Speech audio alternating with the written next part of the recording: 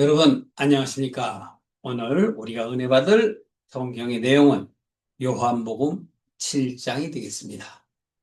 예, 요한복음 6장 아주 강렬한 어, 이 예수님의 그 은혜되는 말씀이 여러분들에게 어떻게 적용이 되었는지 궁금합니다. 6장은 굉장히 중요하죠. 그래서 하나님의 일에 대해서 또 예수님의 일에 대해서 그리고 예수님께서 바로 내가 하늘에서 내려온 산떡이다라고 과거에, 즉 출애굽 때에 하나님께서 말씀하셨던 그 만나를 비롯하여 바로 예수님이 실상으로 오신 현실의 구원자임을 나타내십니다. 그래서 6장 63절인가요? 기억이 나시는지 모르겠어요. 살리는 것은 영이니 육은 무익하니라. 내가 말하는 것이 영이요 생명이니라. 이렇게 말씀하십니다. 자, 우리가 오늘 7장에서 받아들이기 전에 다시 한 번만 생각을 해 보십시오. 그렇다면 예수님이 그 보이는 현상 속에서의, 즉 우리의 삶 속에서의 죽고 사는 문제에 대해서 말씀하시는 것이냐? 아니란 것을 알고 계시죠? 영이 바로 생명이라고 했습니다. 그리고 구원이라고 했습니다. 예수님께서는 바로 육이 무익하다는 그러한 상반된 표현을 하시면서까지 우리의 생각이 바뀌어지기를 고대하고 계시는 것을 우리는 알 수 있었습니다. 자, 그런데 이제 7장 바로 이전에 6장 마지막 말에 보면 많은 사람들이 예수님의 표적이 따라 몰려들었고 예수님의 제자가 되겠다고 선언하기도 하고 또 쫓아다니기도 했습니다. 그런데 예수님이 바로 하늘에서 내려온 산떡이라는 말과 예수님이 실상으로 우리들에게 오셨다라는 말을 이해를 못하고 있는 것입니다. 심지어 제자들까지도요. 그래서 이제 7장에서는 우리에게 예수님께서 어떻게 말씀하시는가 기대되시죠? 예. 모든 것은 영과 육에 대한 이야기입니다. 그 이야기는 바로 우리의 생각과 하나님의 생각, 즉 예수님의 생각은 다르다는 것이죠. 그럼 우리가 그 다르다는 것을 인지하고 이해하고 전진되어서 깨달아 나갈 때 우리에게 천국이 임하는 것입니다. 그래서 내가 이 세상의 삶을 살아갈 때 평강과 희락을 누릴 수 있는 것이에요. 7장 1절 보시겠습니다. 이후에, 즉, 예수님을 쫓던 많은 이들이 떠나가고 또 12제자들도 혼돈스러워 할 때, 바로 예수님께서 그랬죠. 너희도 떠나가려느냐? 그랬을 때 이 시몬 베드로가 쭉 명언을 얘기했죠. 말씀이 여기 계시는데 우리가 어찌 가리까? 그게 68절이었어요. 그런데 어떤 말씀이요? 영생의 말씀.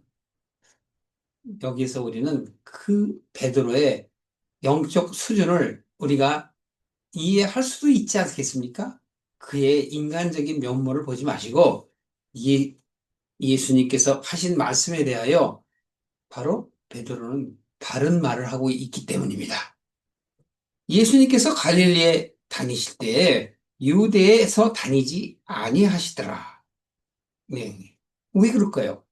예수님께서는 유대를 가지 아니하시고 바로 갈릴리 근방에서 복음을 전하신 거예요. 왜? 유대인이 죽이려 함이니라. 네. 이것은 사도 요한의 생각이었던 것이죠. 바로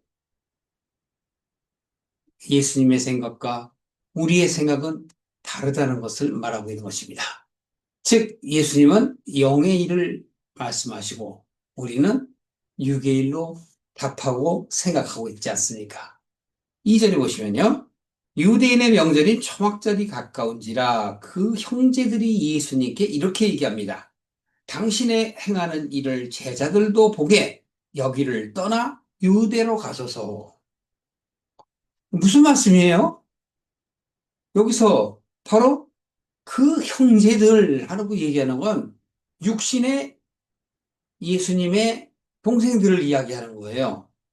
그 제자들 얘기하면서 심지어는 육신의 동생들까지도 그들과 생각이 같다라는 것을 말씀을 하고 있는 것은 시사하는 바가 있죠. 우리 또한 그 무리에 속하진 않습니까? 예수님께서 바로 이들이 이야기하는 그 말에 대해서 모르실까요? 다 알고 계십니다.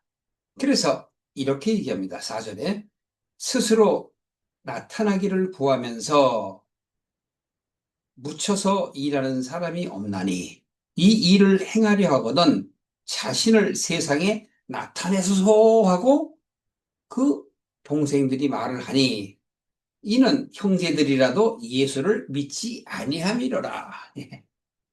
형제라 할지라도 예수님을 믿지 않았다고 사도 요한은 말하고 있습니다. 제자들도 예수님의 동생들도 예수님을 믿지 않는다는 것. 즉 이들은 무엇을 말하는 것일까요?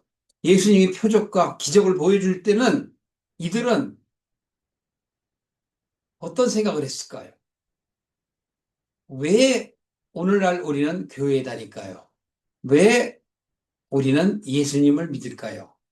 왜 우리는 천국을 소망할까요?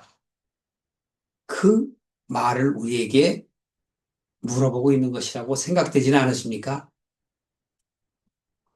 예수님의 육신의 형제인 그 동생들도 믿지 못하는 일을 예수님과 함께 동고동락을 하고 있는 그 많은 기적을 목도하고 있는 제자들도 믿지 못하고는 우리는 어떻게 믿을 수 있을까요? 그렇습니다. 성경에 기록된 바를 알고 있기 때문에 믿을 수 있는 것입니다. 우리는 구약과 신약에 증거된 예수 그리스도에 대한 그 메시아적 그 언행과 약속과 소망을 알고 있기 때문에 우리는 믿을 수 있는 것이지요. 예수님의 제자들은, 예수님의 형제들은 무슨 생각을 하는 거예요? 밖에 영화를 얘기하는 거예요. 표현만 좋게 얘기해요. 많은 사람들을 구원하려거든 많은 사람이 모여있는 곳에 가서 이적과 기적을 나타내어 그들로부터 칭송을 받고 그들을 인도해내지 않느냐. 그런 이야기입니다. 마치 오늘날의 정치인들이 생각하는 것과 똑같은 말을 하고 있는 것이지요.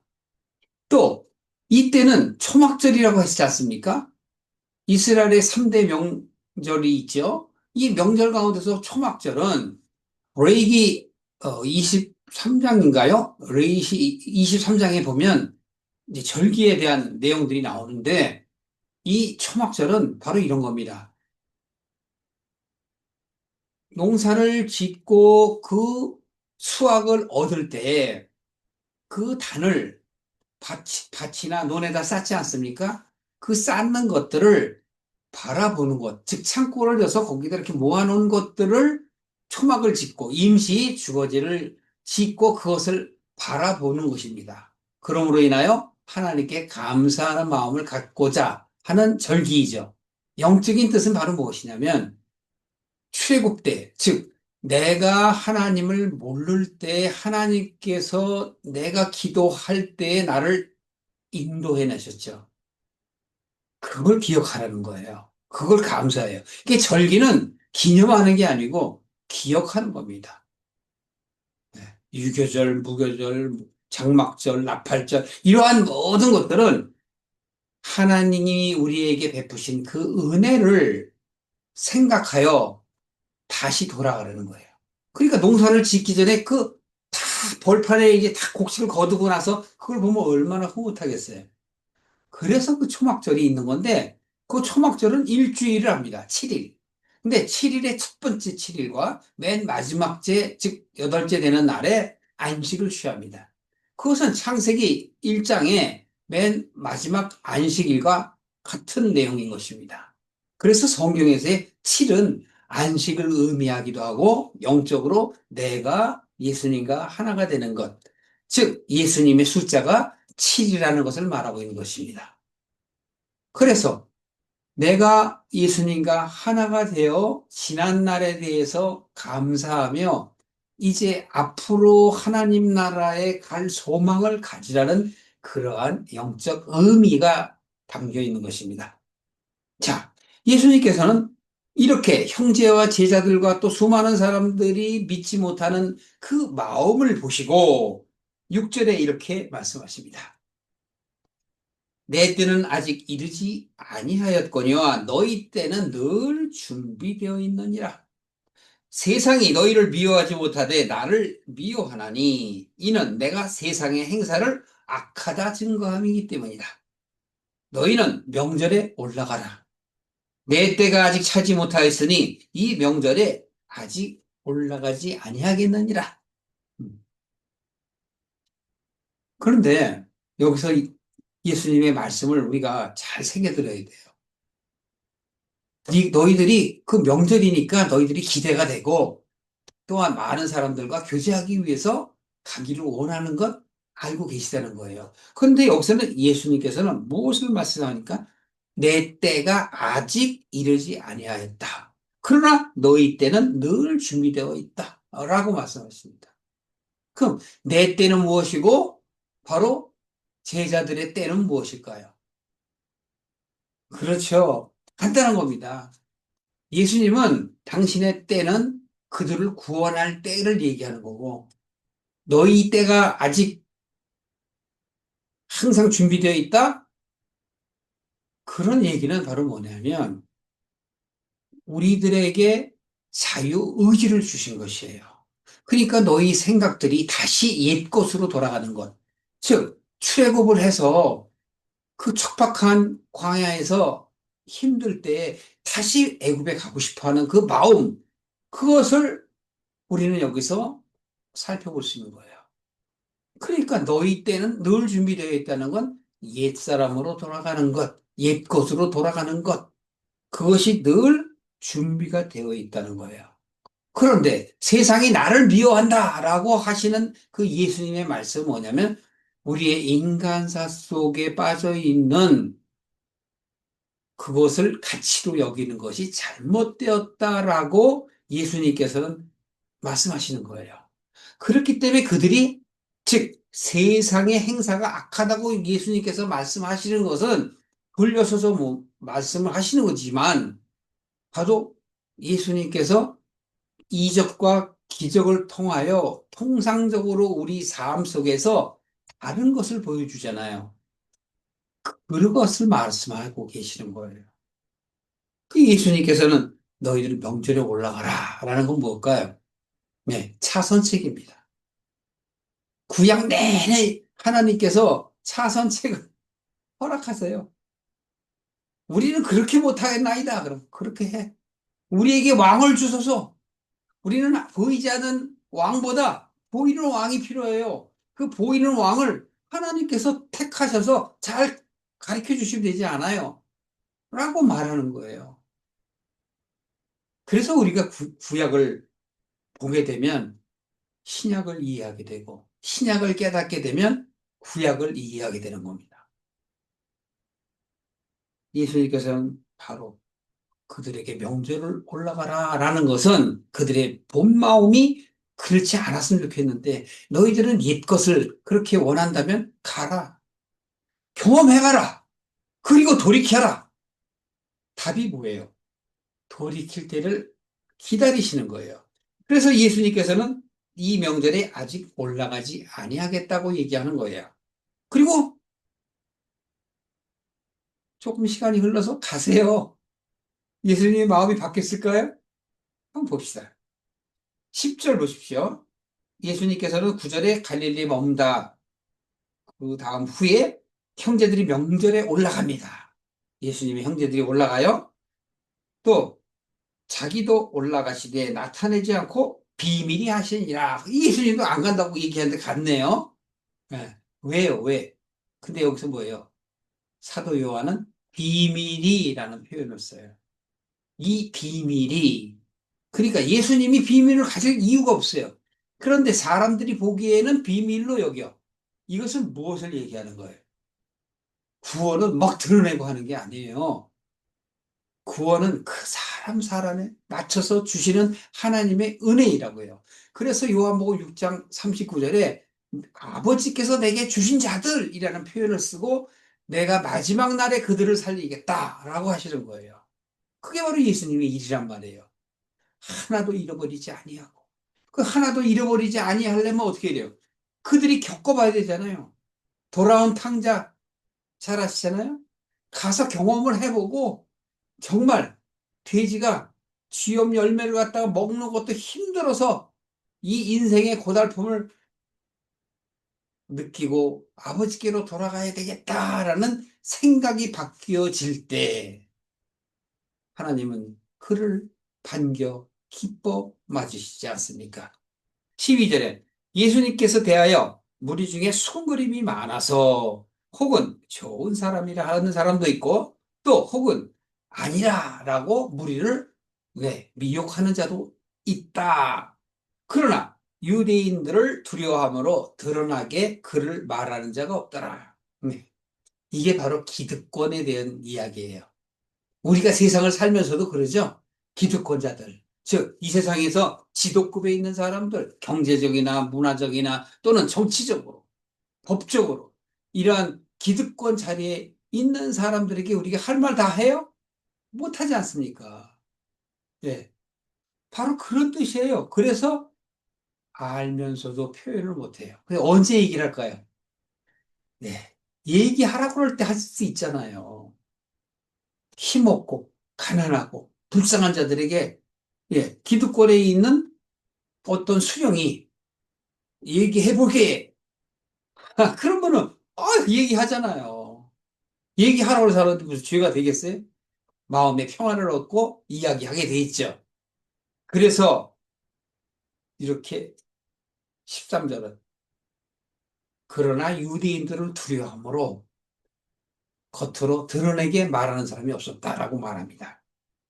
그 다음에 14절부터 이미 명절의 중간이 되어 예수께서 성전에 올라가사 가르치시니 가르침 유대인들이 귀히 여겨 가로되 이 사람이 배우지도 아니하였거늘 어떻게 그를 아느냐. 요거는 좀 우리 사도 요한이 좀 극적인 표현을 한 것 같아요. 좀 지나친 표현이 아닌가 싶어요. 그게 그 정도로 기득권자들이 예수님을 무시한 거죠.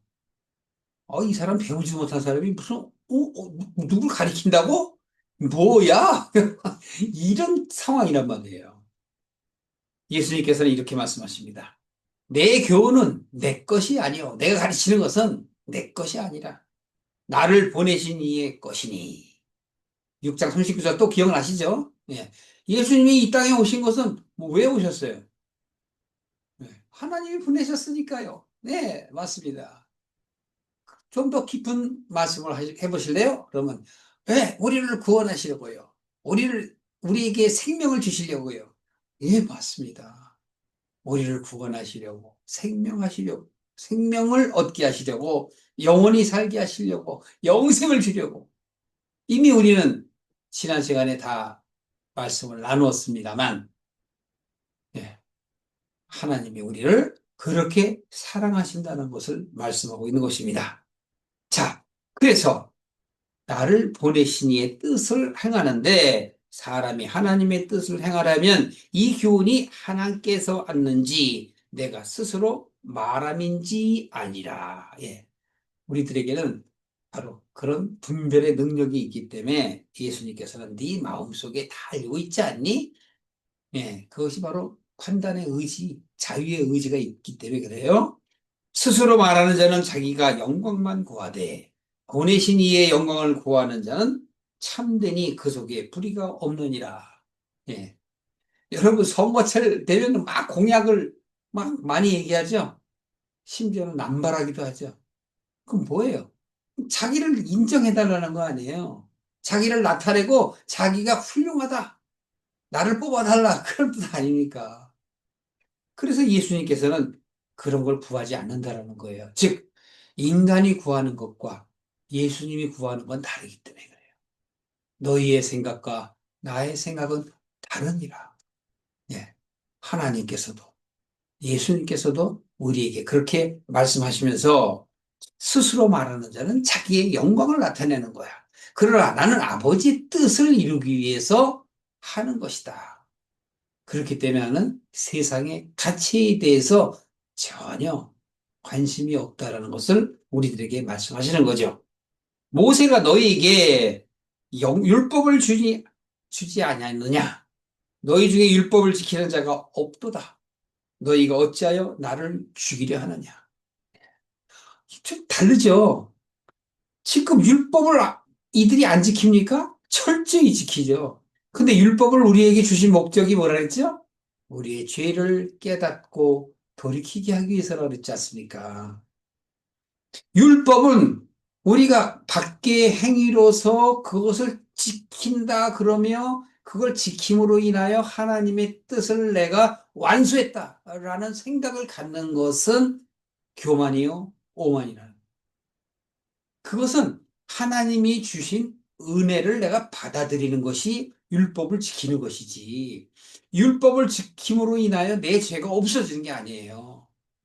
그래서 율법을 내가 못 지키는 걸 보고 자꾸 어겨지는 것에 대한 회개를 할 때 하나님이 그래, 너는 그럴 수밖에 없어 하고 수용해주고 안아주시는 거란 말이에요.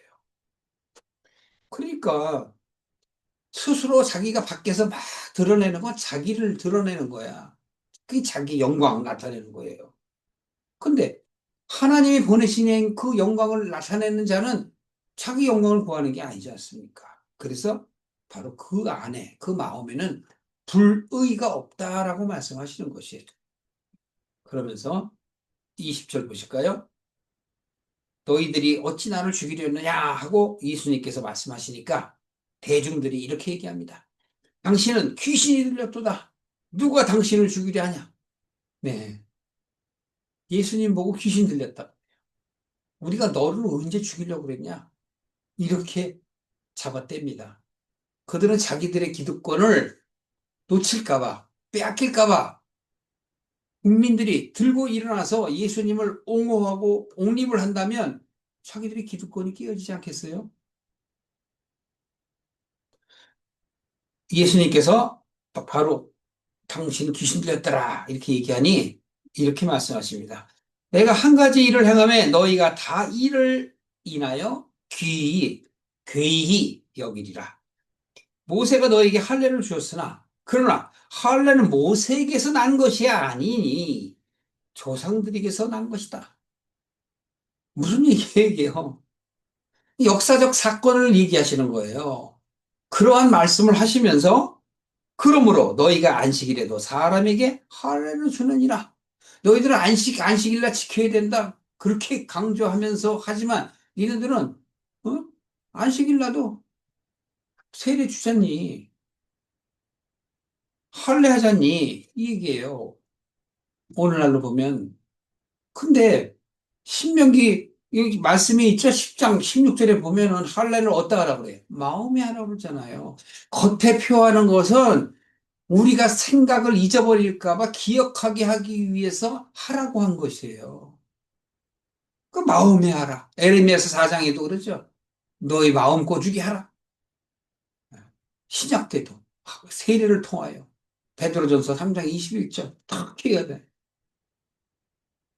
그 세례가 너희의 죄를 없이 하는 것이 아니다. 세례는 구원하는 표다. 그 표가 뭐예요? 겉으로, 밖으로 우리가 이해할 수 있게 주신 표식이라는 얘기예요. 그걸 보면서 내 몸에 취해진 그 경험을 통하여 생각을 올바르게 가지라는 생각이잖아요. 그렇죠? 그래서 너의 마음이, 너의 양심이 회복되어 하나님을 찾아가는 것이다. 예수님을 찾아가는 것이다. 그게 뭐예요? 하나님의 뜻을 너희들이 알게 하기 위해서 율법을 준 것이다. 그런 얘기고, 그 율법을 주는 것은 나의 죄성을 깨닫게 하기 위해서다라고 말씀을 하시는 거예요. 그것이 바로 사도 바울은 죄의 법에서 생명의 법으로 바뀐다고 얘기하는 거예요. 그 얘기는 생각이 바뀐다는 것을 이야기하는 것이죠. 그래서 23절입니다. 모세의 율법을 폐하지 아니하려고 사람의 안식일에도 할례를 받는 일이 있거든. 너희들이 그렇게 율법을 따진다면 어기고 있지 않니? 내가 안식일에 사람의 전신을 건전케 한 것으로, 즉 병을 낫게 한 것은 여기서는 무슨 표현이에요? 사람의 전신, 즉 육신을, 육의 병을 낫게 한 것은 그것 때문에 너희가 나를 노여워하느냐? 왜 안식일 지키지 않냐고? 외모로 판단치 말라. 공의의 판단으로 판단하라. 이 공의의 판단이 바로 하나님의 말씀, 하나님의 뜻, 예수님이 우리를 위하여 이 세상에 오신 그 바로 구원자이신, 메시아이신 그 약속이라는 것이죠. 여러분, 다음 시간에 7장을 마저 마치기로 하고 오늘 여러분께서는 이 마음에 대해서 좀 생각을 해보세요. 나에게 어떤 것이 이루어지면 감사합니다, 할렐루야 하고 하나님께 영광을 돌리지만 나에게 어려운 일이 닥치거나 극복해내지 못하면 원망하지는 않으십니까? 여러분은 무엇에 대해서 감사하며 무엇에 대해서 비난을 하십니까? 오늘 7장의 말씀은 예수님의 제자들뿐만이 아니라 예수님의 그 혈육까지도 생각이 다르다는 것. 그들은 이 세상 안에 갇혀서 있다는 것. 그것을 창세기에 보면 어둠 안에 있다라는 것을 이야기하는데 우리가 빛이 있으라 할 때 그 빛을 보고 바깥으로 나올 생각을 갖는 것. 그게 바로 믿음의 시초요, 구원의 시초인 것입니다.